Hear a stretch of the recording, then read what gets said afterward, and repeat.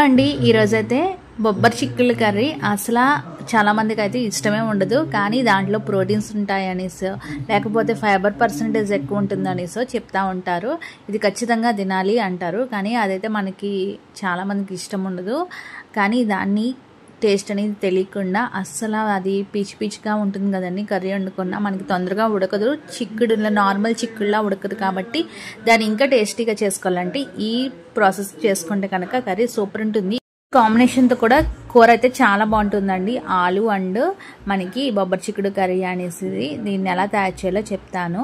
First అయితే ఉల్లిపాయ, పచ్చిమిర్చి, టమాటాని మగ్గించుకొని దీంతోపాటు ఆలు కూడా ఫ్రై చేసుకోవాలి. తర్వాత దీంట్లోనే నేను బొబ్బరి చిక్కుళ్ళని కూడా చిన్న చిన్న ముక్కలు కట్ చేసుకుని వేసుకున్నాను. తొందరగా మగ్గడానికి కొంచెం సాల్ట్ వేసుకున్నాను.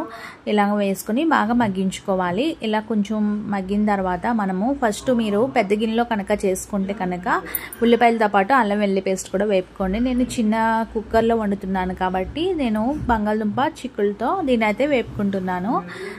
ఇది కుక్కర్లో వండుకోవాలండి ఖచ్చితంగా కూర. అప్పుడే మనకి ఈ బొబ్బరి చిక్కుళ్ళు అనేసి ఎక్కువ తగలకుండా లోపల అనేది తొందరగా ఉడికిపోయి మెత్తగా ఉంటుంది, చాలా బాగుంటుంది. నెక్స్ట్ దీంట్లో పసుపు, కారం, గరం మసాలా పొడి, ధనియాలు, జీలకర్ర పొడి కూడా వేస్తున్నాను.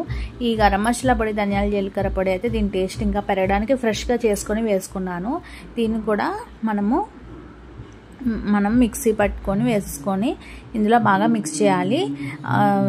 ఇందులో అయితే మనకి ఎక్కువ ప్రోటీన్స్ కానీ విటమిన్స్ కానీ ఉన్నాయో ఆ కర్రీసే మనకు నచ్చవు, కానీ దాన్ని ఇంకా టేస్ట్గా చేసుకోవడానికి మనం అయితే ట్రై చేయాలి ఖచ్చితంగా. దాన్ని ఏ కాంబినేషన్తో వండితే బాగుంటుందో ఖచ్చితంగా అలా ట్రై చేయాలి. అందులో ఈ కర్రీ ఒకటి ఖచ్చితంగా ఆలు కాంబినేషన్ అయితే చాలా బాగుంటుందండి. తగినంత వాటర్ వేసుకొని తగినంత ఉప్పు కూడా వేసుకోవాలి. వాటర్ అనేది ఎక్కువ వేసుకోవాలి, కుక్కర్లో వండుతున్నాం కాబట్టి.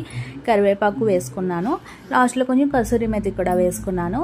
వేసేసుకొని మూత పెట్టేసి ఒక 3 నుంచి 4 విజిల్స్ వచ్చేంత వరకు ఉడకబెట్టుకోవాలి.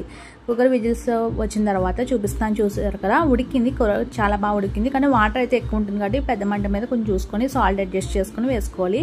లాస్ట్లో కొంచెం కొత్తిమీర కూడా వేసుకొని మనము దగ్గరకంటే కూర అవనిచ్చేసి దించేస్తే చాలా బాగుంటుంది. బంగాళదుంప అలాగే బొబ్బరి చిక్కుడు కూడా చాలా బాగా ఉడికిందండి.